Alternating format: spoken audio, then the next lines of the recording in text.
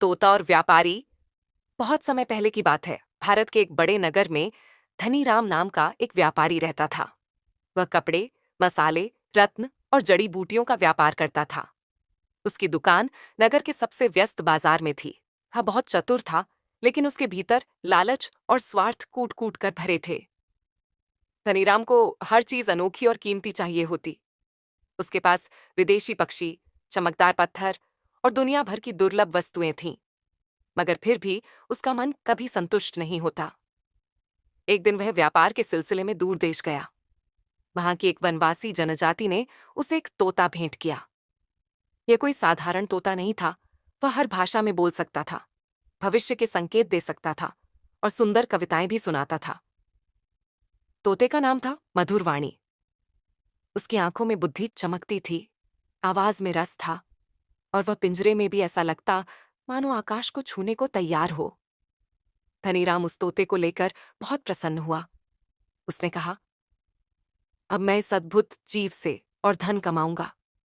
लोग इसे देखने आएंगे, मैं टिकट लूंगा, इसे कविताएं सिखाऊंगा और ये मेरे नाम का प्रचार करेगा।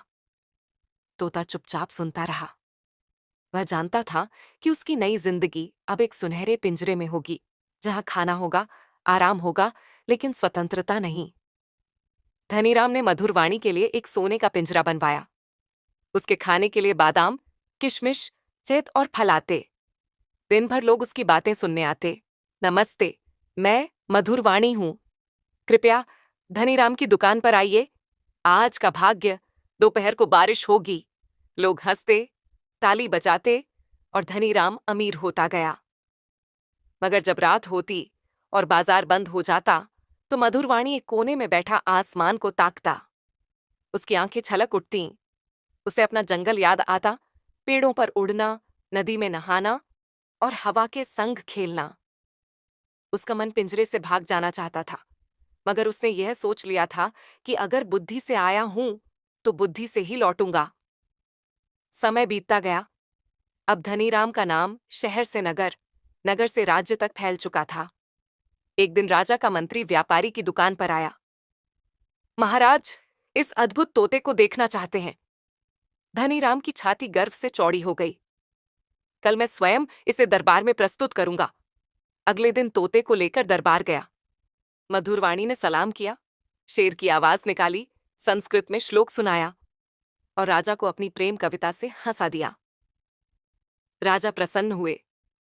धनीराम, तुम क्या चाहते हो? धनीराम मुस्कुराया। बस यह तोता मेरे पास ही रहे। राजा ने कहा, ठीक है, मगर इसकी देखरेख में भूल मत करना। यह राज्य संपत्ति जैसा ही मूल्यवान है। अब धनीराम को और अधिक सतर्क रहना पड़ा। तोते की देखभाल के लिए नौकर, रक्षक और एक पंडित तक नियुक्त किया गया। मगर मधुरवाणी अब और भी चुप रहने लगा था।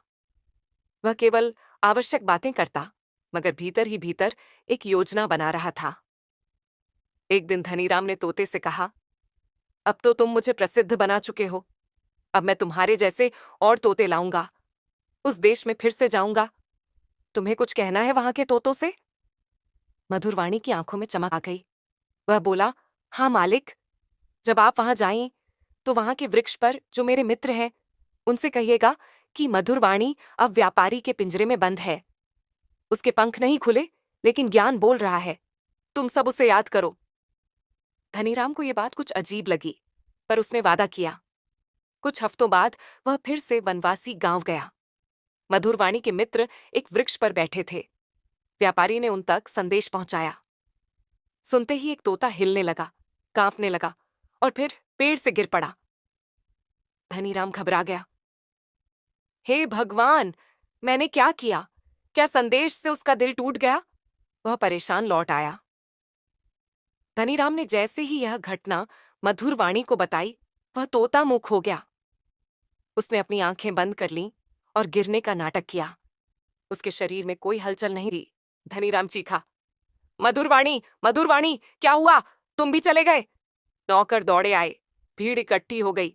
सबने कहा, शायद यह अपने मित्र की मृत्यु से दुखी हो गया। धनीराम रोने लगा।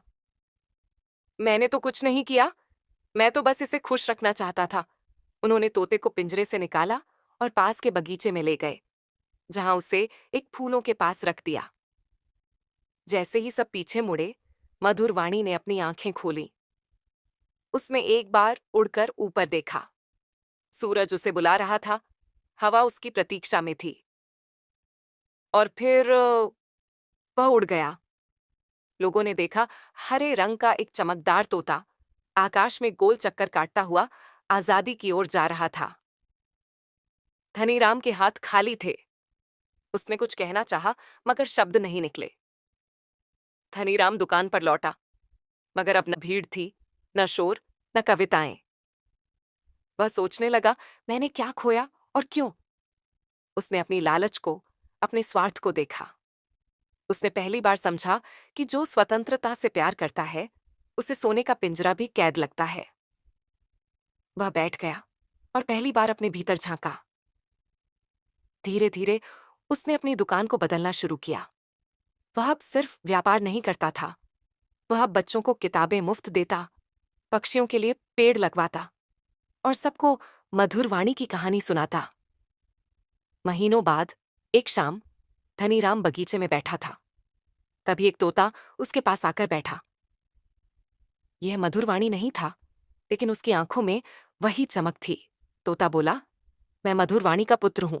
वह अब जंगल में गुरु बन चुका है। उसने आपको धन्यवाद भेजा है। आपने उसके ज्ञान को आजाद होने दिया। धनीराम की आंखें भर आईं। उसने धीरे से पूछा, क्या वह मुझे माफ कर पाया? तोता बोला, मधुर आत्माएं माफ करती हैं, क्योंकि वे जानती हैं कि हर कैदी कभी न कभी अपने भीतर के पिंजरे से निकल ही जाता है। धनीराम अब धन के पीछे नहीं भागता था। वह जंगल में जाया करता, पेड़ लगाता, बच्चों को कहानियां सुनाता, तोता और व्यापारी की कहानी। और जब कभी कोई पूछता, क्या वो तोता अब भी बोलता है? वह मुस्कुराता और कहता, हाँ। अब वह हर उस दिल में बोलता है जो आजादी चाहता है, और हर उस आत्मा में जो बुद्धिमानी से उड़ना सीखती है।